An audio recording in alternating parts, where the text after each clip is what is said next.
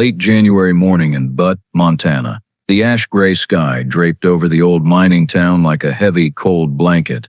Mountain wind whipped through the empty streets, slamming against the iced-over window of the motel room where Cole Maddox sat. Weak winter light filtered through the half-frozen glass, not strong enough to chase away the chill in the room that reeked of damp mildew.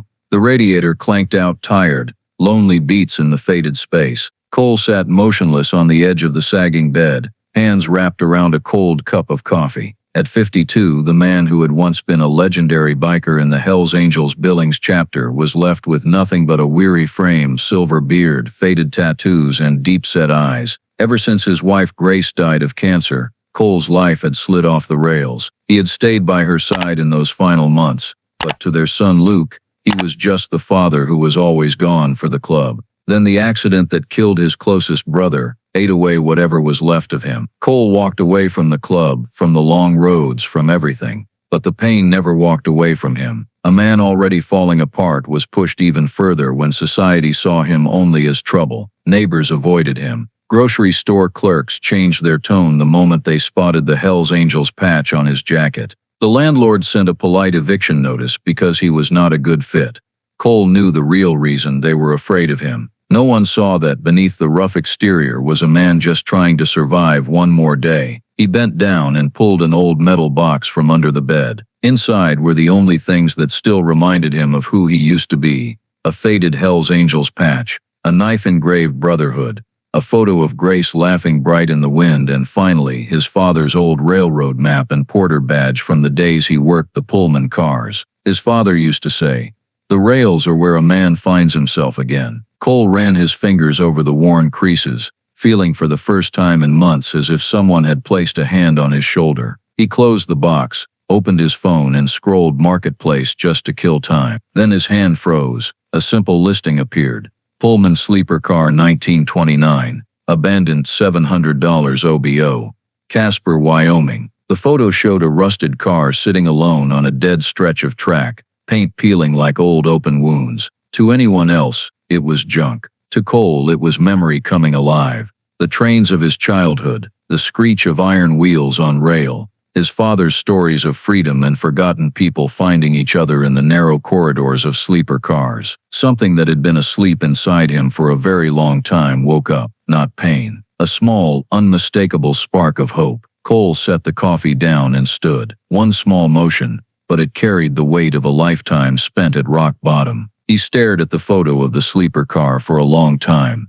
Eyes that had been dull suddenly brighter. A feeling he thought had died in him rose up. Meaning, purpose, a place to start over. Maybe, he whispered, voice rough from not speaking to himself in so long. This is the door I've been waiting for too long. Cole zoomed in on the photo. Rust patches like long scars across the faded metal body. Broken windows mottled with grime. Weeds choking the rails beneath. Late day light in the picture slanted across the steel edge, giving it the look of an old film left behind by time. The short description read, Pullman sleeper car abandoned. Buyer must transport. Just a few words, yet they hit him harder than any speech ever could. He reached out and touched the screen as if he could feel the cold metal through it. A 1929 car, a piece of history, another old life waiting to be brought back. Without letting himself overthink it, he dialed the number in the ad. The phone rang a few times before a wary, gravelly male voice answered. Hello, about the sleeper car. Still available. A few seconds of silence, like the guy was shocked anyone actually cared. Yeah. You serious about buying? Cole glanced around his empty room. Dead serious. The seller exhaled, voice softening a notch. I just want it gone, leaving it there forever. Feels wrong. The conversation was short. A few questions about condition, size, price. Finally, Cole said, I'll take it. It's yours if you handle transport. After hanging up, Cole immediately called a heavy equipment hauling company. When the woman on the line quoted the price, he froze. It was almost everything he had left after months of unemployment and Grace's medical bills. Want me to email the full quote? She asked. Cole swallowed the doubt rising in his throat. Send it. But the moment he ended the call, the howling wind outside dragged him back into memory. Little Cole with his father Henry Maddox, in the dark green porter uniform, sneaking him onto a car before departure. "Stay close, son," his dad had said, eyes worried even through the smile. "On the train, people look at us different, but don't let them decide what you're worth." They hid from condescending stares in the baggage area, where the smell of old wood and steel mixed, where Cole listened to the wheels grinding the rails and believed the whole world was moving beneath his feet. That feeling of safety, of warmth, he had never forgotten it. Back in the present, Cole looked around the shabby room, sagging bed, cold coffee, eviction notice taped to the door. He thought of the wary looks people gave him whenever they saw the winged death head of the Hells Angels, how they always judged the patch instead of the man beneath it. His biker honor had been turned into a symbol of trouble. He took a long breath, fingers tightening unconsciously around the old patch in the memory box. If this is my last chance to rebuild a life, do I have the guts? The question rang louder than the wind screaming outside. Cole picked up the Hells Angels patch again, running his thumb over the worn stitching. He had walked away from the club to care for his family, and to survive the crash, but he had never turned his back on the oath. "Brothers don't abandon brothers," he muttered. The words his lost friend used to say. He made 3 important calls. First, the seller, deal locked. Second, the hauling company date set, even though the quote made his chest tighten. Third, the Wyoming Land Records Office. After a few minutes on hold, the woman confirmed, "Yes, the parcel on the edge of Shoshone National Forest is still in your father's name. You have full rights." Cole closed his eyes and exhaled like he had just heard the thing he'd been waiting years for. Confirmation that he still had a place to start over. In the next 3 days, Cole sold almost everything he owned. The imported leather boots Grace had bought him, the expensive jacket that used to be his pride, the last of his tools from years wrenching bikes for brothers. He kept exactly 4 things: the old Harley, the Hells Angels patch, his father's journal, and Grace's photo. Departure day. Butte was still freezing, sky still ash gray like the day his life hit bottom. Cole pulled on his helmet, fired up the old Harley. Behind him, the slow heavy haul convoy rolled out of town, dragging the rusted sleeper car dozens of feet long. The convoy crawled through mountain wind like a quiet migration, carrying broken pieces of old lives. Cole glanced in the mirror. The car followed stubbornly, body torn but solid, like him. A metal corpse waiting to be brought back to life, a life waiting to be rebuilt. He whispered, "Let's go." The road into Wyoming stretched like a silver thread across snow-covered ranges, and the convoy crawled up every slope, tires crunching thin ice with a sound like metal scraping metal.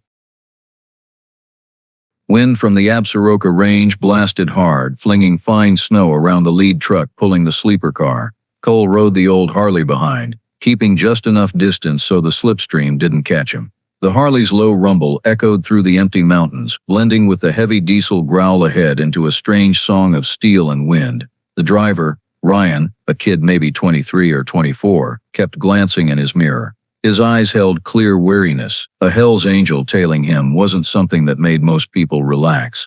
But at the same time, the kid's curiosity was obvious.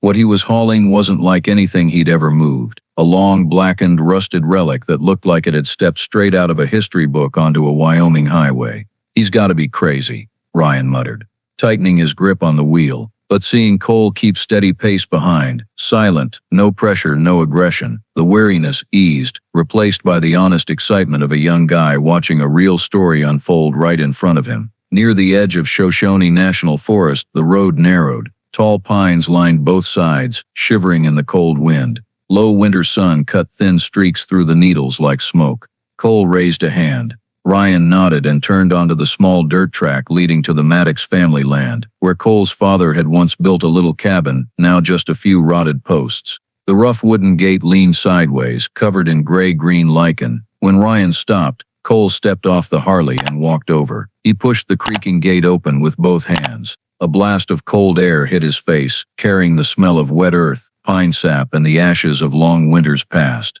The place was wild, a little eerie, but full of raw beauty, the kind of beauty land has when humans have never fully tamed it. Ryan stuck his head out the window. We good to go in." Cole looked up, dark blue eyes burning with quiet resolve. "Roll on, this land is mine." The convoy inched through the gate, tires sinking into frozen mud then pulling free, shaking but never stopping. Cole rode behind, wind cutting through his collar, listening to the forest whisper like it was welcoming home a son who had been gone too long. At the clearing where his father had laid a few experimental rails back in the 70s, Ryan slowed and stopped. The long sleeper car caught the weak sunlight in patches of deep rust red. Cole killed the Harley and stepped onto the ground. He stared at the car and saw his father standing beside it, a thin black man with calloused porter hands and eyes that always lit up when he talked about the rails. "Remember, Cole, the railroad is where people get to be free, even if just for a moment." The words seemed to ride the wind. Ryan and his two crewmen started rigging the lift. Cables whined as the car was pulled off the trailer. Metal hitting ground rang deep and heavy, like the sigh of an old soul finally released to its home. With Cole's directions, they set the massive car exactly onto the moss-covered old rails.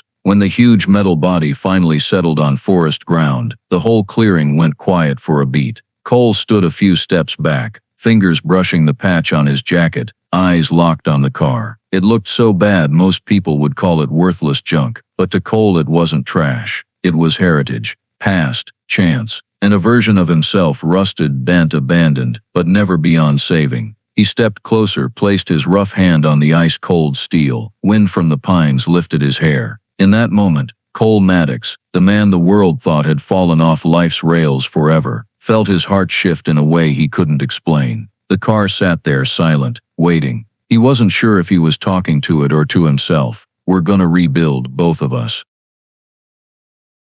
When the semi's engine faded behind the tall pines, Cole stood alone in front of the sleeper car a long time before stepping inside. Inside was almost total darkness. When he pushed the rotted metal door, it screamed on its hinges, the sound echoing into the freezing space. Late afternoon light slipped through broken gaps and thin streaks, illuminating decades of dust coating the floor. The air smelled of old wood, rust and forest damp like half fairy tale, half grave. Cole walked in, boots crunching on broken glass, every step touching some memory he didn't fully understand yet. When night fell completely, he lit the oil lantern he had brought. The small flame flickered over rows of half-rotted seats, cracked mirrors and bunk beds that swayed like one touch would collapse them. This had once been where people slept, laughed, talked, carried hope to new places. Now it sheltered a man who had lost almost everything. Wind outside threaded through torn metal, howling like moaning ghosts. The car trembled lightly, as if remembering old journeys. Cole dropped his pack, gathered the dry sticks he had picked up on the way, and built a small fire near the door. The flames danced but couldn't drive out the cold seeping in from everywhere. His breath came in white clouds as he pulled his jacket tight and sat. The first night in the sleeper car didn't feel like a beginning. It felt like being thrown back to the darkest moment of his life. When Cole tried to close his eyes, Grace appeared. She lay in the hospital bed, thinner than he dared remember, the soft hand that once gave him peace now just fragile bones. "I'm here," he had told her, but deep down he always knew he had arrived too late. That night in the car, his head rested against ice-cold metal. Wind through the cracks sounded like Grace's labored breathing in her final nights. Every gust brought back the moment he let go of her hand while his heart never could. Then another memory crashed in without warning. Headlights sweeping the road, tires screaming, metal hitting asphalt, and the scream of the brother he loved like blood. The crash had happened so fast, no warning was spoken. Cole woke on the pavement under flashing ambulance lights. His friend never woke again. The club in pain and rage had looked at Cole with eyes he could never forget, eyes of doubt, eyes that said he caused it. No one said it outright, but he felt it. That pressure killed him piece by piece. In the end, Cole chose to leave, so his pain wouldn't become their burden, but leaving didn't free him from it. Now deep in the cold Shoshone forest, inside the sleeper car rocking gently with every gust, those memories lived again. The fire in the corner died down, throwing his shadow onto warped metal walls like an old beast curled in its den seeking a last bit of warmth. Cole lay on the rotten plank he had covered with his jacket. Darkness swallowed him fast. Every time he closed his eyes, Grace in the hospital and the scream from the crash night mixed together. He saw himself riding through rain, tears blending with raindrops sliding down his helmet. He saw Luke at the door, eyes red but hard. "I lost Mom, now I'm losing you too." Those words cut deeper than any blade. And inside the sleeper car among endless pines, those words rang so clear he almost thought Luke was standing outside. Cole opened his eyes, breathing hard. The silence was too complete. Only wind creaking metal, the forest breathing. The night felt endless. He sat up, hand pressed to his chest. The ache there wasn't from cold, it was the loneliness of a biker lost in life. Most people look at bikers and see stone, storm, men who know no fear. But on that first night in the wilderness, Cole Maddox was just an old man trying to swallow ghosts he had never dared face. He looked around the car, the lantern almost out, only faint ember glow left, rusted body, bent roof, rotted floorboards. But somewhere in that ruined shape, Cole felt something strange. The car was sharing his pain, both abandoned, both rusted, both forgotten by the world, but both still able to be rebuilt. And that thought, small, fragile, was the only thing that got him through the first night in the Wyoming forest. Dawn rose slowly in Shoshone, weak morning light, threading through tall pines, drifting through the sleeper car's dust like thin mist. Cole opened his eyes after almost no sleep. His shoulders were stiff from the rotten plank, neck knotted from cold seeping through every metal crack. Yet moving, Maddox, he told himself. The voice in his head both tough and tired. A few coals still glowed from last night's fire. He bent and blew them back to life, then stood, pulling his jacket tight against the chill running down his spine. Outside, the forest breathed cold morning air, frost glittering on grass like thin glass. Cole drew a deep lungful of damp earth smell that took him back decades to camping with his father. Only difference now, no one was beside him. But unlike last night, today he didn't feel like he was running from ghosts. Today he felt like he was moving towards something, even if he didn't know what yet. First job of the day, clean the inside of the car. Cole walked to the door, braced both hands and shoved. It screeched open, but this time the sound didn't bother him. It sounded like the car waking from a long sleep. Morning light poured in, revealing dust on wooden seats, floor, bent metal handrails. He went to the far end and forced open windows for air. Cold wind rushed in, but brought clarity. Cole started gathering debris, glass, rotted wood, loose metal. Every small corner he cleared felt less like cleaning a train car and more like clearing the wreckage he had carried inside for years. He sorted the trash into 3 piles: usable wood, rotten wood, salvageable metal, junk metal, and one special pile, things he wasn't sure whether to keep or throw away. Every sweep of the broom, every hard shovel scoop,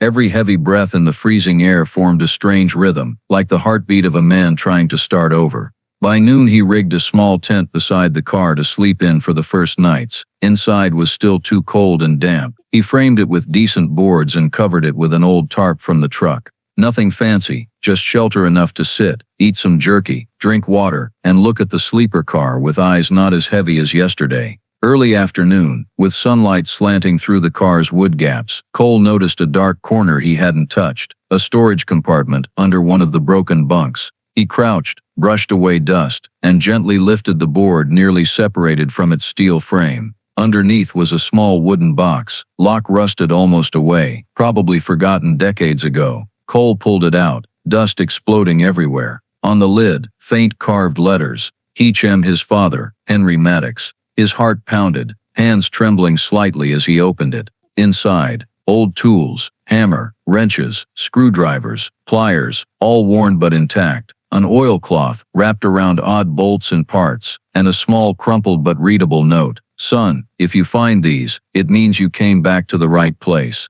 Cole sat down hard, feeling like someone had silently laid a hand on his shoulder. His father had come to Wyoming many times, worked the old Pullman cars, left footprints on these rails. Cole never knew he had left anything here. Now he did, and it meant he wasn't completely alone. Holding the tools, Cole stood, wiped them clean with a rag, and set them on a wooden table that still worked. In that instant something moved inside him. Not pain, not regret, but a small, fragile, undeniable spark of hope. All afternoon he kept working, pulling rotten boards, checking the steel frame, tapping metal sections to test strength. The sun sank behind the mountains, turning the car's body from gold to deep bronze, strangely beautiful. Cole leaned in the doorway, sweat mixed with sawdust on his face, but the corner of his mouth lifted, the first smile since Grace died. This time he wasn't cleaning to forget, he was cleaning to begin again. "All right," he said softly, as if speaking to his father, to Grace, and to himself. "We start here." and beneath the vast Wyoming sky, among pines whispering in the wind, Cole Maddox felt clearly what he hadn't last night: faith. Small, fragile but real. The next morning, before the sun had cleared the pine tops, Cole splashed his face with cold water, tied his hair back, and fired up the old Harley. He needed to ride down to Dubois for lumber, nails, food, and a few other essentials. The dirt track out to the main road was still slick with dew. The tires carved long streaks across the frozen mud. As the Harley roared farther out, its low rumble rolled through the empty valley and got swallowed by the misty Wyoming morning air. Dubois appeared like a slice of the Old West: low dark brown log buildings, a small gas station with a weekly flickering sign, a 1960 style diner, and American flags hanging lazily from porches. Snow lay in white patches along the roadside, light bouncing off bar signs and giving the town a beauty that still felt wary of strangers. As Cole rolled through, the looks started. The guy wiping windshields at the gas station froze mid-swipe. The mail clerk sorting letters turned his head. An old lady in front of the grocery store pulled her grandson closer and whispered something. Every pair of eyes landed on the Hells Angels patch blazing red and white on the back of Cole's cut, winged death's head stark against faded black leather. Every look was the same: wary, curious, tinged with fear. Cole was used to it, had been for years, but today the feeling hit different, an odd haze, like the past was still riding on his tail. He killed the engine in front of a small lumberyard. The bell above the door jingled, but the sudden silence inside the store swallowed it whole when he stepped in. 3 men examining boards all turned at once. One of them, thick coat, heavy beard, stopped dead when he saw the patch and muttered loud enough for the small space to carry: "Hell's Angel trouble." Another nodded like he agreed and stepped aside. Cole heard every word but didn't react. He'd learned long ago not to answer stupid fear. Most of it didn't come from hate, just from not knowing any better. He walked to the counter, voice low and even. "Need some 2x6s, 2x4s, a few sheets of plywood, and 3-inch nails." The young blonde clerk, maybe 20, stared a few seconds like he was deciding whether to serve him at all. Finally he swallowed, grabbed a notepad, and nodded. "Yeah, I'll pull it out back." While he waited, Cole grabbed rope, machine oil, a new tarp, and a few cans of soup. Every aisle he walked down, someone abandoned whatever they were holding to give him room. Some sized him up head to toe, waiting for the danger they were sure was coming. When the kid brought the lumber out, he asked, "You building something?" Cole answered, low but not cold, "Old train car. Pullman 1929. The kid's eyes actually widened with real interest, the dumb fear gone. "A train car? Where?" "In the woods. My father's land." The kid nodded, curiosity winning. "That's kinda cool." The 2 older guys exchanged glances but stayed quiet. Their look said what they wouldn't say out loud. A biker out in the forest, nothing good. Cole ignored it, checked every board, flipping them to make sure nothing was warped. His big calloused hands ran over the wood carefully, like an old-school craftsman picking material for something sacred.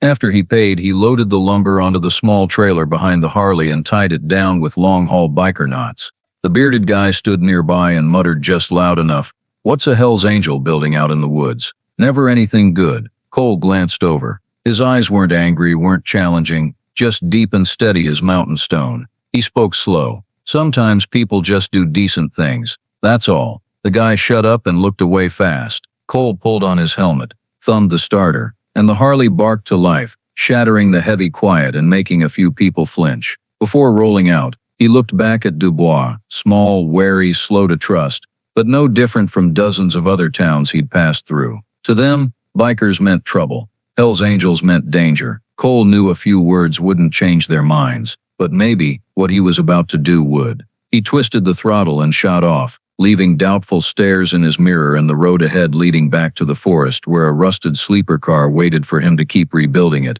and himself. When Cole returned to the forest with the Harley and trailer loaded, the sun was already sliding west, painting Shoshone in old honey gold. He unloaded board by board, stacked them neatly beside the car, and picked up where he'd left off that morning. Wind hissed through the pines in steady waves, and in that quiet, Cole felt every hammer blow, every scrape of the shovel, like he was rebuilding the rhythm of his own breathing. But he didn't know he was no longer working alone. About 20 yards away, hidden behind a big pine, an 11-year-old boy watched him intently. Mud-caked boots, puffy green jacket, brown hair wild from the wind. His eyes were huge, practically glowing with curiosity. He stood frozen, only his nose twitching with each careful breath. Cole felt the difference. Instinct honed from decades surviving the highway made him stop and turn toward the trees. The forest was still, but he knew. "Come on out, kid," Cole said. Not loud, just enough to cut through the wind. The boy jumped, took half a step back, then froze, deciding whether to bolt or step forward. Curiosity won. He came out from behind the tree, hands stuffed in pockets, walking awkward but never taking his eyes off Cole. Cole straightened, set the hammer down. No threat, no irritation. He was used to scared looks. This one was different. Pure honest curiosity with no malice. The kid stopped 3 yards away. "Been watching since morning," Cole said, voice low but not heavy. The boy blushed and kicked the dirt. I was just looking. What's your name?" "Trevor." "What do you want here, Trevor?" Trevor was quiet a few seconds, then looked up and asked a question that stopped Cole cold for a beat. "Are you a bad biker or a good biker?" A cold gust blew, pine needles drifting down. For the first time in months, the corner of Cole's mouth lifted into a real, if small, smile. The question was so direct, so innocent. It was impossible to get mad or dodge. "What do you think?"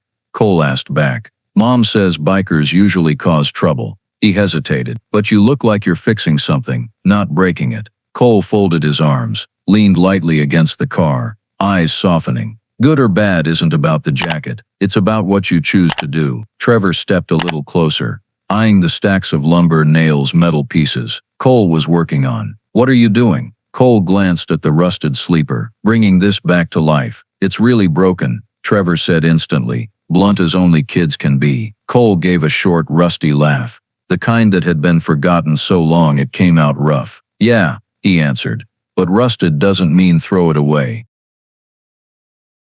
Trevor stared at the car a long time. "I've never seen anything this big. It's like a metal dinosaur." "Maybe," Cole said. "But this dinosaur's gonna live again." The boy found more courage. "Do you need help?" Cole looked at the small hand sticking out. Pine sap on the fingers, dirt under the nails. A hand that wasn't afraid of him, wasn't afraid of the Hells Angels patch on his back. Something warm spread through Cole's chest, a feeling he thought had died with grace. "Maybe," Cole said, then shrugged. "But first you gotta ask your mom." "Mom doesn't like bikers," Trevor admitted. "But I like stuff you fix with hammers and tools." Cole crouched, dug through his father's old toolbox, and pulled out a smaller hammer with a solid wooden handle. He handed it over. "Keep it. But only use it when I'm here." Trevor took it with both hands like it was treasure. "For real? For real. So I can come back tomorrow?" "Yeah." The kid ran a few steps, then stopped and turned. "What's your name?" "Cole." Trevor nodded hard, then vanished into the trees the same way he'd appeared. Cole watched him go, the rare smile still on his lips. The rusted sleeper stood silent behind him, and for the first time in a very long while, he didn't feel completely alone in the Shoshone forest. That night, sitting by his small fire while wind still moaned through the car's cracks, the old ghost didn't come as strong. Instead, a kid's quiet laugh echoed in his head, signaling something new on the way. A beginning he hadn't planned, but it moved the heart that had been frozen in him. Another small step. It was the first time Cole Maddox had smiled since the day his world fell apart. And that smile didn't come from a long ride, from brothers, from old memories. It came from an 11-year-old holding a hammer too big for his hands. A tiny signal. But the first real signal of hope. Trevor came back right on time. The next morning, while the sun was still crawling over the pine tops, the boy showed up at the edge of the clearing, half running, half bouncing with excitement. Cole was cutting a 2x6 when he heard dry leaves crunching and glanced over. He knew his assistant had arrived. Trevor jogged up, yesterday's hammer swinging from his belt on a piece of rope. He'd nodded himself. "I'm here." He was out of breath but grinning like sunrise. Cole nodded. "Good, come here. Today I teach you how to measure and mark." Trevor stood beside him, watching like it was a sacred ritual. Cole showed him how to hold the tape, how to mark the edge with a pencil, how to keep the square steady. "Keep it flush like this. Don't push too hard or it'll slip." Trevor stuck his tongue out the corner of his mouth in concentration, and did it. Cole chuckled. After a few tries the line was straight and clean. "Not bad," Cole said. Trevor beamed. They worked together, Cole sawing, Trevor gathering scraps. keeping the little fire going, asking questions that made Cole laugh out loud. Ever fight cops? Nope. Ever fight bad bikers? Yeah. Did you win? Cole gave a dry laugh. Sometimes. They worked until almost noon, sunlight slanting through the trees and warming things a little. Trevor was sanding an edge when a panicked shout cut the air. Trevor, a woman's voice. Terrified. Trevor went pale. From the far tree line, a young woman in a gray coat came running, ponytail bouncing, eyes wide with fear. Cole recognized her instantly. Ellie, Trevor's mom. She practically yanked her son behind her. What are you doing here? I told you to stay away from this area. Trevor stammered. Mom, I was just... Ellie cut him off and spun toward Cole, every muscle ready to fight for her kid. Cole knew that look, the look of someone who only knew bikers from bad TV stories. Who are you? She demanded, voice shaking but hard. Cole. Cole what? Cole Maddox. You're a biker, right? Her eyes dropped to the Hells Angels patch. Trevor peeked around her and whispered, Mom, he's nice. Quiet. Ellie gripped her son tighter. I don't want you anywhere near people like this. The words weren't meant to be cruel, but they cut Cole the same old way. He didn't react. He just stood straight, hands loose at his sides, making himself as unthreatening as a 6-foot-plus tattooed ex-Hells Angel could. Ellie wasn't done. What did you say to my son? Are you luring him here? What do you want? Cole answered, calm. I don't want anything. Kid found me. He's just a child. He doesn't know better. She was almost yelling. Trevor wriggled free and stepped toward Cole. I was just learning how to measure wood, Mom. He gave me this hammer. He said only use it when he's here. Ellie looked at the tiny hammer in her son's hand. The anger in her eyes flickered into confusion. Cole saw the crack appear in her wall. He stayed quiet, then bent, picked up the board Trevor had marked, and held it out to her. Kid drew this line. Straighter than my first one when I was his age. Ellie stared at the board, speechless for a few seconds. There was something so real, so ordinary in Cole's words. No menace, no fake charm. Wind blew, moving her hair. Her eyes went from suspicion to weighing the situation. Trevor, she said slowly. Why are you here? I told you. Because I wanted to see the train car, Trevor said, finally getting a full sentence out. And, Cole's not a bad guy. Ellie looked at Cole again, still wary but the edge dulled. You're fixing that? She pointed at the huge rusted sleeper. Cole nodded. Yeah, what are you going to do with it? Bring it back to life. Ellie went quiet. She looked at the car, then back at Cole. In the thin forest sunlight, he didn't look like the dangerous biker she'd pictured. He stood beside stacks of lumber, hands dusty, old jacket faded, eyes sad, and real. Trevor looked up at his mom, voice small but firm. He helps me. He teaches me. Ellie sighed, arms dropping. She took one step back, like she was asking herself if she'd overreacted.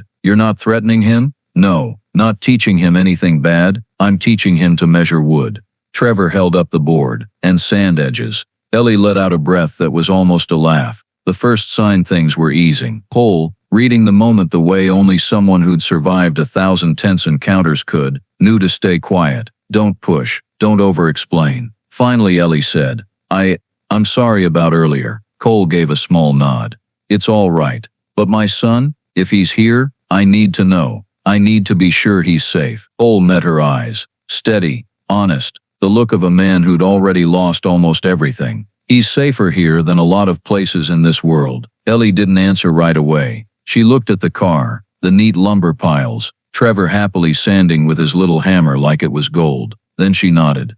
I'll let him come back, but I'll be checking. Your call. Trevor jumped. So I can come back, Mom? Ellie sighed, tired but softening. But you tell me first. Cole watched the scene and felt warmth creep in, like Cole's coming back to life after a long night. For the first time in years, a stranger, and a kid's mother at that, didn't run from him, didn't curse, didn't slam a door, didn't look at him like he was a monster.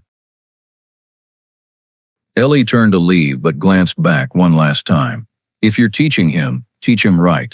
I will. When they were gone, Cole leaned against the sleeper car, the corner of his mouth lifting again, a small, rare, real smile that made the cold, early winter air feel warmer. Deep in the Shoshone forest, between a rusted train car and two calloused hands, a new kind of faith was taking shape from an 11-year-old boy and a brave single mom. And Cole Maddox, A Hells Angel who had lost everything, felt for the first time that his life might not be completely closed after all. Right after Ellie took Trevor away, Cole figured peace and quiet would return. Just him, the rusted car, and wind whistling through steel gaps. He was wrong. Trevor's appearance and Ellie's wariness were the first pebble dropped into still water. The ripples spread farther than he could have guessed. 2 days later, while Cole was on the floor sanding an old window frame, he heard branches snap, tires on dirt, someone clearing their throat. He looked up, and 10 yards away stood an older couple, 60s maybe. The wife clutched her husband's sleeve. The husband had his arms folded, cautious but not hostile.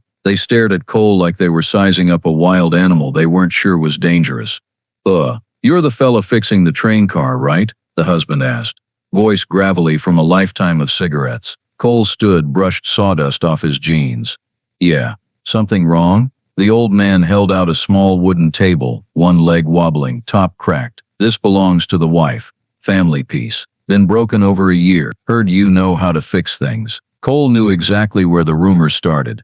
Trevor, the kid who told everyone everything. He didn't say anything, just took the table, gently checked joints and cracks. "I can fix it. Glue the joints, new dowels, new screws, probably done today." The old man's eyes went wide. The wife gasped. "No charge? You don't even have a shop?" Cole gave a short laugh. "I do it because I can. Leave it here." They looked at each other, nodded, set the table down and left. An hour later when they came back, the wife was teary-eyed, seeing the table stronger than when it was new. You're too kind." Cole just shrugged. "My dad taught me." That afternoon, while Cole ate a can of beans, 3 muddy kids, 8 to 10 years old, came tearing into the clearing on 2 beat-up bikes. One yelled, "Mister, our wheel keeps falling off. They said you can fix anything." Cole actually laughed out loud, a sound he rarely heard from himself anymore. He took the wheel, adjusted the brake, tightened bolts, added oil. The kids watched like he was a wizard. The smallest one said, "You're like the train angel." "The train angel," the oldest repeated, and they all cracked up. Cole froze. Him, a Hells Angel once treated like a walking problem, now called an angel? Ironic and warm all at once. That evening the kids rode circles around the clearing, laughing loud enough to scare the squirrels, and Cole watched them feeling a little lighter. Next day, 2 young guys from Dubois showed up. One scratched his head. "So, you the train angel?" Cole frowned. "No. Who's calling me that?" "The whole town." "Don't. But it's cool." Cole sighed and kept planing a window frame while the kids laughed. The 2 guys needed a barn door handle rebuilt. Not hard. And of course he did it. No charge. Word spread so fast that by evening Ellie showed up, arms crossed, looking at him like she was trying to figure the whole thing out. "People are lining up for you to fix stuff." "Yep, you're helping half the town. I'm just fixing what needs fixing." Ellie studied him a few seconds and exhaled. "Ever think, maybe you were born to do this?" Cole stopped working. A simple sentence, but it hit the place he'd kept locked for years. He wasn't fixing the train car just to survive. He was doing it to feel like he still mattered enough to make something beautiful, and now that beauty was spilling over onto the whole town. After that, every few days someone new showed up. A hunter with a broken chair, a store owner needing shelves straightened, an old lady wanting her mailbox hinge welded. Some days Cole fixed 7 things. People came wary at first, but standing in front of the big tattooed man in the faded leather cut, they didn't find the threat they expected.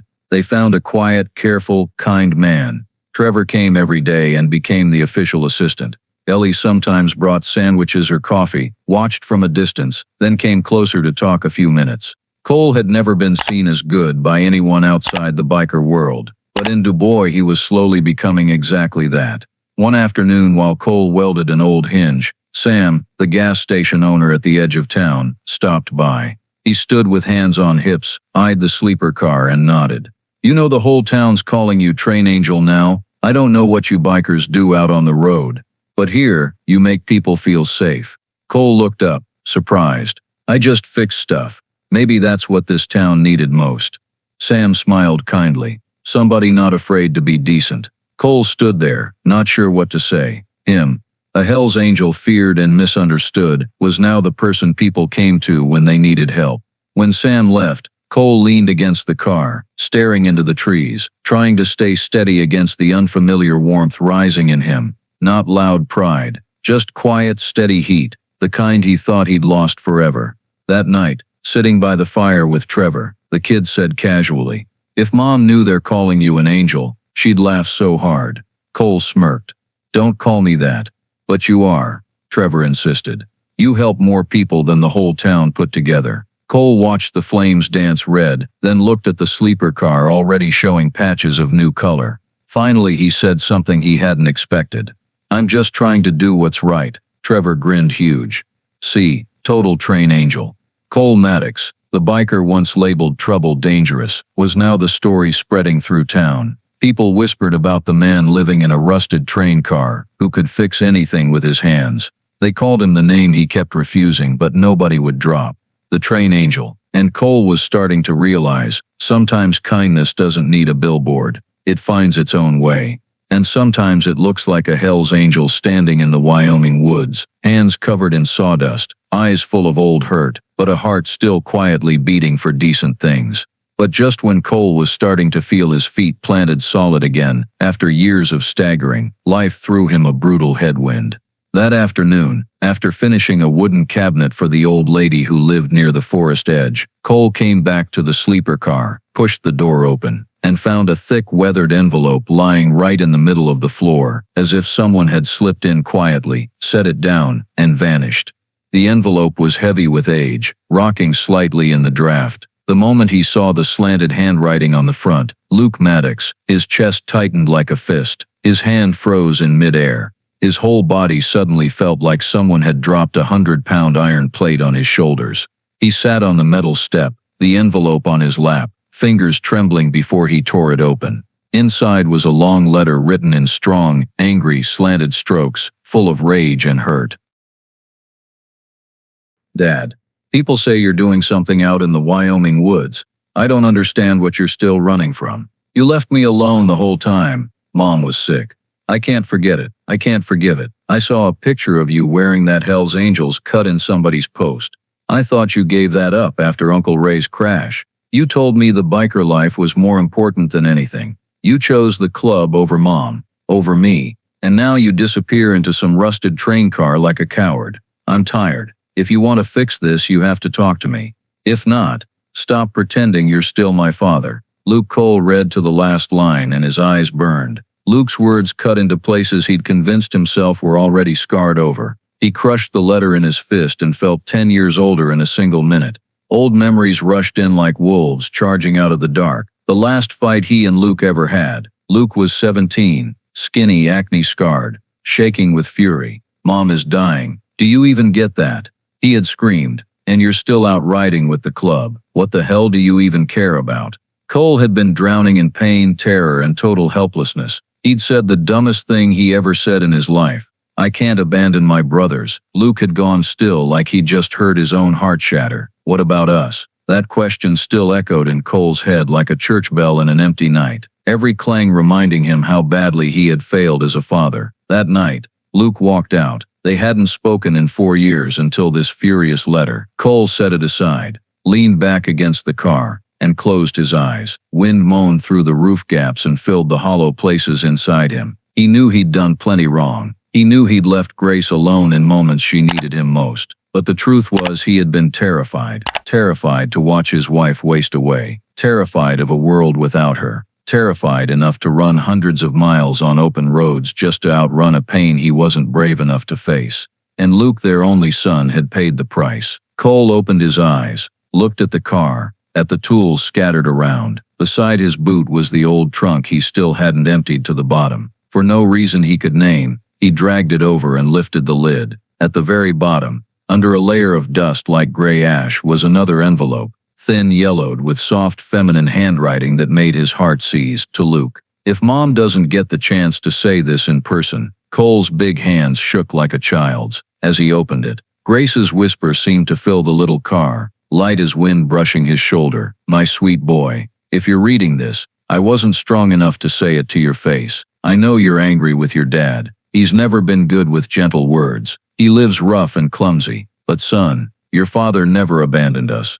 There are things men do not because they want to, but because they think it's the only way they can survive. When Dad rode with the club, When he was gone for days, it wasn't because he chose them over me. He just couldn't bear for you to watch me fade day by day. He couldn't stand the thought of you seeing that. Be gentle with him if you can. He loves you in a stubborn, quiet way, but it's real. I love you both more than anything in this world. Mom. Grace. Cole pressed the letter to his chest like he could hold part of her again. Tears fell into his silver beard before he could wipe them away. The whole car was silent, except for his heavy breathing. Trevor had come in some time without Cole hearing, and now stood in the doorway staring. Cole, you okay? Cole looked up, not hiding it. Got a letter from my son. Trevor stepped closer and sat beside him without asking more. He's mad at you? Yeah. Trevor thought a second, then said something that nearly choked Cole. Being mad means he still cares. Cole stared at the 11-year-old who somehow saw life clearer than most grown men. He laid both letters on the little wooden table, one full of rage, one full of love. The club passed, the family passed. Everything colliding inside this old car. For the first time in years, Cole didn't run. He looked at Grace's letter and whispered to himself, time to fix what's still broken. Wind moved through the forest, ringing the little chime Trevor had hung the week before. In that sound, Cole understood. Rebuilding the train car was only the first step. What he really had to rebuild was the torn bond with his son. And tomorrow he would start. The only way he knew how, with honesty, with scarred hands, with a cracked but still beating heart, and by writing, for the first time, a letter to Luke. A letter he knew would be harder than any welding or nailing he'd ever done. But he would do it. For Grace. For Luke. And for the part of his life he thought he no longer deserved. But maybe, just maybe, could still be saved. That night, after Trevor had gone home and the Shoshone forest returned to its ancient quiet, Cole sat alone in the sleeper car under the soft yellow glow of the oil lamp he'd fixed the day before. The light was faint but enough to wrap the whole space in gentle warmth, like a hand resting on a lost man's shoulder. Both letters, Luke's and Grace's, lay on the table, each one half of his heart, one soft, one torn. Cole sat a long time without writing a word. He just stared at the photo of Grace he'd hung on the wall. Warm eyes, kind smile, hair blowing in an old wind. You gotta show me how because I suck at this. He whispered to the woman who was gone. Finally, he pulled his father's old leather journal close and opened to a blank page. His hand held the pen like it weighed more than any steel in the car. He wrote slowly. Every letter dragged from deep inside. Luke, I don't know where to start. I've never been good at talking, and I'm even worse at saying sorry. But I have to say this because if I don't, everything keeps going the same, and I'm too damn tired of losing anything else I love. You say I abandoned you when Mom was sick. I don't blame you. All you saw was me not being there. You didn't see I was too much of a coward to watch her fade day by day. I ran from the fear, and the stupidest thing I ever did was let you think the club mattered more than family. The club was family to me in a different way, but never bigger than you and your mom. I was wrong. I know it. I'm not asking you to forgive me. I just want a first step. If you'll let me, I want to talk. Not to make excuses. Just to start over. Decent this time. I'm still your dad. I always loved you. I'm just better at hiding it than saying it. Cole, when he set the pen down, his hand shook. He had written plenty in his life, but never anything that hurt this much. Cole leaned back, closed his eyes, felt his own heavy breath. Through the cracked window the night wind moaned the familiar tune. Something about Wyoming forest wind always reminded him. Things can change if you're brave enough. He picked up the finished letter, read it once, twice, again. His hand stopped at I was too much of a coward. He didn't want his son to see him that way. But it was the truth, and sometimes truth is the only thing that can start the healing. He folded the letter carefully, slipped it into a clean envelope, wrote nothing but the name, Luke Maddox. The letters wobbled slightly but were real. He pulled on his jacket, stepped outside, and the March night slapped his face hard enough to make him blink. Still, he walked down the wooden steps, along the stone path Trevor had laid, to the Harley. He tucked the envelope inside his inner pocket, the same pocket that once carried a knife, protection for the long road. Now it held the last defense he had for the bond with his son. The ride down to Du Bois at night had no streetlights, only moonlight glittering through the pines. The Harley's rumble shattered the silence like his own heartbeat. Half an hour later he stopped in front of the little post office next to a closed general store. The single street lamp cast a pale gold circle on the thin snow. The blue mailbox stood like a silent gatekeeper of hopes. Cole stood there, letter in hand, heart pounding harder than it ever had. He'd faced rival clubs, ridden speeds that would scare most men to death, fought to protect brothers, but nothing had ever scared him like this moment. Because this wasn't a fight with fists. This was a fight with truth. He stared at the envelope a long time, picturing Luke's angry face, hurt eyes, fists clenched like he wanted to tear every memory of his father apart. "Son, I'm trying," he whispered. Then he took a deep breath. The letter dropped into the box with a tiny metallic clink, almost too soft to hear. But to Cole it rang like a bell announcing something had started moving, like an old train car rolling again after decades standing still. He stood there a moment, hands clenched in the dry Wyoming cold. When he walked back to the Harley, he felt he had left a heavy piece of his life inside that mailbox, and sent away the only hope he had been too scared to send. On the ride back to the forest he played no music, thought of no tomorrow's work, no final coat of paint still needed. He only thought of the last line he had written. "I always loved you," and under moonlight flickering through the trees, for the first time in years, Cole's chest felt lighter. Whether Luke answered or not, he had done what needed doing. And that was the first step toward a future he hadn't dared look at until tonight. When Cole got back to the forest, dawn was close. The lamp inside the car still glowed faintly, warm gold like a gentle breath waiting for him. He kicked off his boots, hung his jacket, sat on the wooden step and let the Wyoming forest silence wrap around him. But unlike all the long nights before, this night he didn't feel swallowed by darkness. Something was lighter in his chest, as if dropping that letter in the mailbox had opened a small window he'd kept nailed shut for years. He dozed off right there on the step and woke when the first sun cut through the pines. Today was special, something he never thought he'd agree to. Storyteller night at the train car. The idea had come from the people of Dubois themselves. Ellie organized it. The kids spread the word everywhere. When Cole stepped outside to get ready, he stopped dead. Ellie and Trevor were already there, along with a handful of townsfolk. They had brought paper lanterns, strings of tiny LED lights, wooden tables, folding chairs, even a steel barbecue pit. "Sleep in?" Ellie asked, hands on hips but eyes laughing. Cole just smiled. "Thought y'all were kidding." "Nobody kids with you, Train." "Don't finish that sentence." Cole cut in and everyone burst out laughing. Trevor ran up holding a string of twinkling lights. "Cole, where do I hang these?" "Anywhere they won't fall on my head," Cole said. The boy grinned and scrambled up the ladder. By afternoon, the clearing looked completely different. Light strings ran from pine trunks to the car roof, forming a glowing canopy. Yellow paper lanterns hung along the stone path Trevor had built, turning the little trail into an entrance to another world, somewhere separate from everyday weariness. Wooden tables circled the fire pit. BBQ smoke rose thick and fragrant. Someone brought venison, someone else sausage. Ellie brought trays of amber-colored desserts the whole town loved.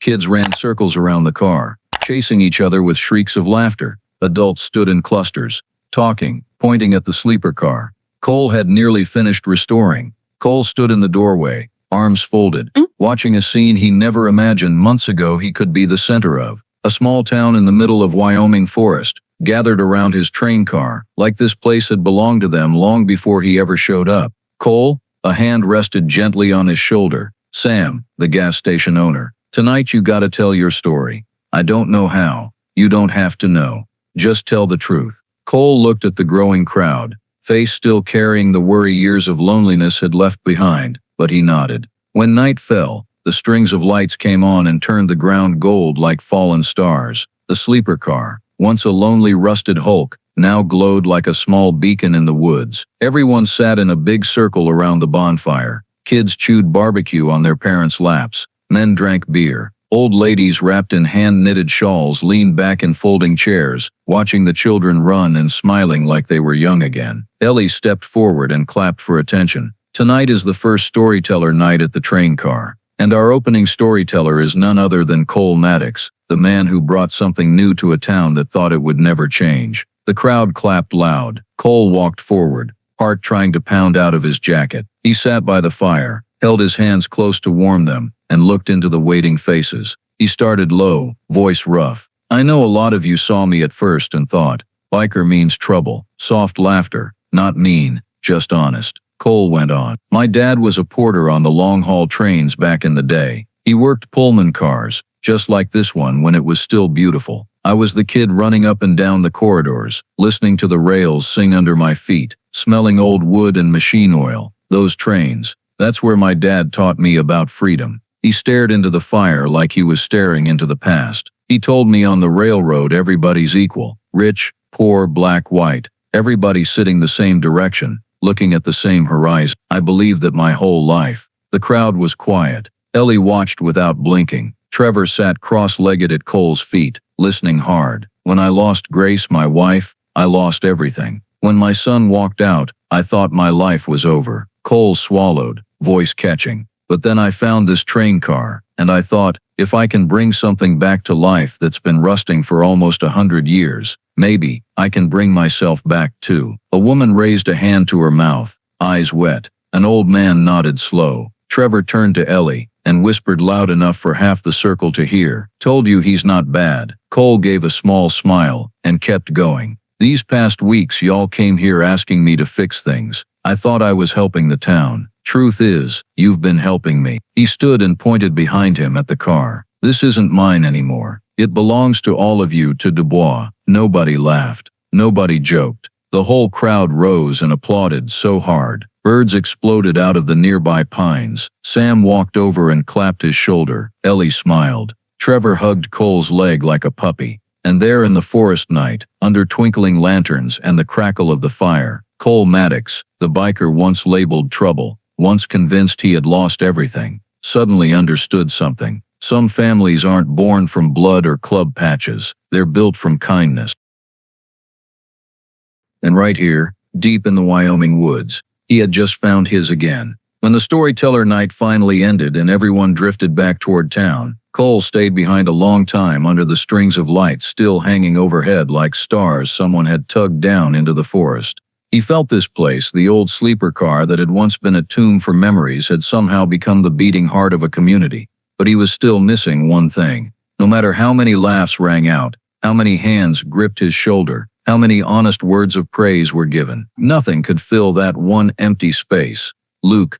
The morning after the gathering, Cole woke very early. He meant to finish nailing up the last wall section at the rear of the car. The part's still open because a few boards were missing. But the moment he stepped outside, he froze. On the dirt track leading into the forest, where the first sunlight fell in a soft ribbon like silk, stood a lone figure, motionless, tall, broad-shouldered, standing straight as if gathering every ounce of courage not to turn and run. A light wind stirred, rolling a little snow dust across the ground. Cole narrowed his eyes. His heart missed a beat, then slammed so hard he could barely breathe. It was him, Luke. He walked down the wooden steps, each footfall heavy as if stones were tied to his boots.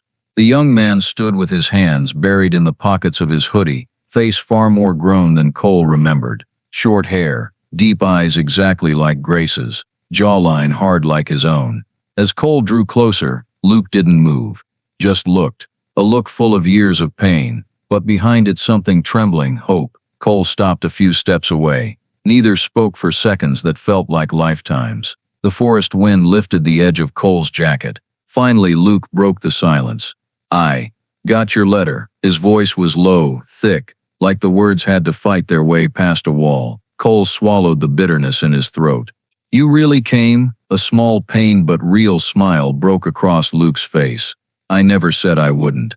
Cole took one more step. Luke took one toward him. And then father and son stood face to face, no longer separated by the chasm of 4 silent years. Cole opened his mouth, wanting to say something. An apology, an explanation, one of the long-held sighs trapped in his chest. But in the end he said nothing. He did the only thing his heart knew how to do. He opened his arms. Luke stood still for 2 seconds, fighting every old hurt inside him, then crashed into that embrace. The hug hit Cole's chest so hard he almost staggered. Luke held on like he was trying to pull back every lost year, like he wanted to squeeze out all the grief and regret the two of them had carried alone for so long. "I'm sorry," Luke said, voice breaking. I walked away too. I messed up too." Cole gripped him so tight his knuckles went white. "No," he said, voice shaking. "It was me. I should have been there. I should have been stronger. I thought, You didn't love me anymore. God, never. The forest wind blew past, ringing the little wind chime on the car, its sound blending into the moment the two of them held each other, blending into the pain, blending into the healing. Finally, they let go. Luke drew a deep breath, wiped his eyes, then looked around. This is what you've been doing. He stared at the car, now repainted, new windows, bright wooden steps, last night's light strings still hanging. Can't believe it. Cole gave a soft smile. Nobody could, except a kid named Trevor. Who's Trevor? Local kid. My assistant. Luke actually laughed, the first light, real laugh since he'd arrived. You've got an assistant now? Yeah, small, but stubborn. Right on cue, Trevor poked his head out from behind a pine. I heard everything. Ellie followed, hands on hips. I told him not to interrupt, but curiosity won. Luke turned, a little awkward. Ellie smiled kindly. Hi, I'm Ellie. Trevor's been talking about you nonstop for a week. You're staying? Trevor asked, staring at Luke like a superhero had just stepped out of a movie. Luke sniffed and grinned. Looks that way. After a few shy minutes, Cole clapped Luke's shoulder. Come here. I've got one thing left unfinished. He led his son to the back of the car where the last wall section still stood open. Fresh boards were stacked, waiting. I saved this part for you. Luke looked at the hammer, the wall, his father. No words needed. He understood. All right, Luke said, voice steady. He picked up the hammer. Cole held the board. Trevor stood beside them, solemn as if watching a sacred ceremony. Ellie watched from a distance, a warm smile clear on her face. When Luke drove the first nail, the sharp, solid thunk rang out, like an old lock finally opening, like the wall between father and son coming down. Cole watched his son in the morning light, in the cold Wyoming air, in the steady rhythm of hammer blows. His heart felt like someone was stitching it back together piece by piece. The last board went up. Luke stepped back, breathing hard. Done. Cole nodded, a quiet smile spreading. The kind only people who've known deep pain truly understand the worth of. Yeah, just like us. Trevor clapped wildly. I told you, nothing's broken that can't be fixed. Ellie laughed. Little philosopher. But Cole looked at Luke, the son who once thought he'd been abandoned, and knew the kid had been right all along. Rusted doesn't mean throw it away. In the early light, with the forest wind in their hair, and the sleeper car giving a soft, relieved sigh, Cole Maddox felt something he thought he'd never touch again. Wholeness. He stood beside his son, looking at the new wall. Want to stay a few days? Luke looked at the car, the forest, his father's long shadow on the ground. Then he nodded. I do. Trevor whooped. Ellie shook her head, smiling. And Cole, for the first time after years of darkness, felt his heart light up like the lanterns still hanging from the night before. Not blinding, not dazzling, but enough to guide the way, enough to come home. In the days after Luke decided to stay in the Shoshone forest, life around the once rusted sleeper car, now nearly reborn, became lively in a way Cole had never imagined. Every morning, he woke to Trevor clattering around the fire, Luke sawing wood outside, sometimes Ellie brewing coffee on the makeshift stove she'd insisted on fixing for him. Laughter, conversation, hammer strikes, rang through the trees like the heartbeat of a home being rebuilt. Trevor gave the place a new name, Train House. But Ellie said, no, this place deserves a real name. One morning, while Cole stood in front of the car, he squinting at the early light on the fresh paint, Luke walked up beside him, holding a small can of paint. Dad, yeah, we should name her. Cole looked at his son, then at the car. They had spent weeks repairing, welding every steel beam, sanding every plank, replacing windows, building the porch roof, adding bright wooden steps. The old relic now looked pulled straight out of the past for a new purpose. What do you have in mind? Cole asked. Luke held up the can, labeled Pullman Red No. 47. You told me Grandpa worked Pullman cars, and this is the 47th surviving car of her kind. Cole was quiet a moment. Then a slow smile spread across his face. Pullman Haven 47. Trevor overheard and yelled like he'd found treasure. Sounds like a place for lost souls. Ellie laughed. It's beautiful. And so the name was chosen. All four of them painted in white letters across the side. Pullman Haven 47. From that moment on, it was no longer a piece of abandoned history. It became a living space, a home, a gathering spot, a small lantern in the vast woods. 3 weeks later, the first outsiders who weren't from Du Bois showed up. A group of bikers from Jackson Hole rode in after hearing the rumor from a friend. A Hells Angel had rebuilt an old train car to help a town. At first, they were just curious, but when they saw Cole, tall, silver-bearded, eyes that once carried stone weight now shining, they understood something truly special was happening here. "Brother, you really did this?" a biker named Rooster asked, staring at the car in awe. "Yeah," Cole answered simply. "Why?" Cole looked at Luke talking with Trevor, at the green forest around them, at the neat stack of things he'd fixed for townsfolk. "Because it was time I built something I could be proud of." Word spread like wildfire. Within 2 months, Pullman Heaven 47 became a destination for bikers from all over, and for regular folks who heard there was a place that fixes things nobody else wants to fix. They came bringing food, lumber, scrap metal, even broken things from home. Cole turned no one away. He fixed hinges for a single mom from Du Bois. He welded a kitchen chimney for an old man in Lander. He and a crew of bikers rebuilt the snow-collapsed roof of a Shoshone family's house. No charge. Ellie cried when she saw it.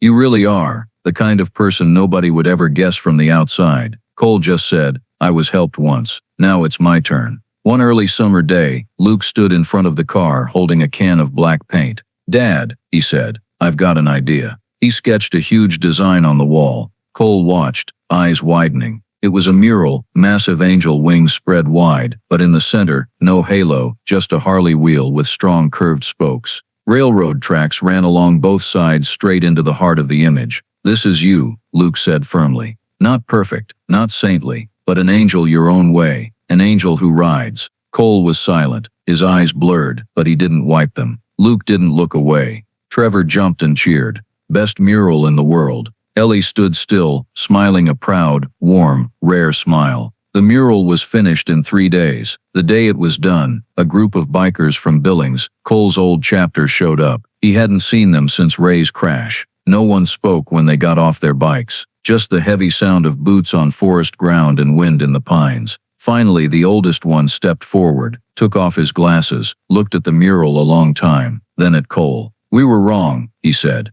"The crash. Nobody blamed you. We were just hurting too bad to say the right thing." Cole swallowed hard. "I was wrong too. I should have stayed with my brothers." "You're doing it again right now," the man said, placing a hand on Cole's shoulder. "Not just for us, for this whole damn town." Those bikers stayed 3 days. They fixed fences, cut firewood, rebuilt the porch roof, and cooked a massive outdoor barbecue. And they told Cole's story to everyone who came. The story of a biker who thought he'd lost everything, but built a place of healing deep in the woods. By the end of summer, Pullman Haven 47 was no longer Du Bois' secret. Long-haul travelers stopped by. Bikers brought canned food. Struggling families got their homes repaired. Kids learned to drive nails, measure boards, sand wood. Ellie sometimes laughed so loud the whole forest heard. Trevor declared himself chief assistant to the train angel.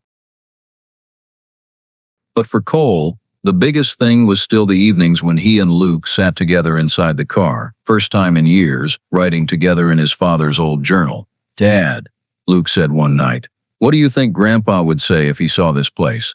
Cole laughed out loud. "He'd say, 'Good. The railroad brings people back where they belong.'" Luke smiled.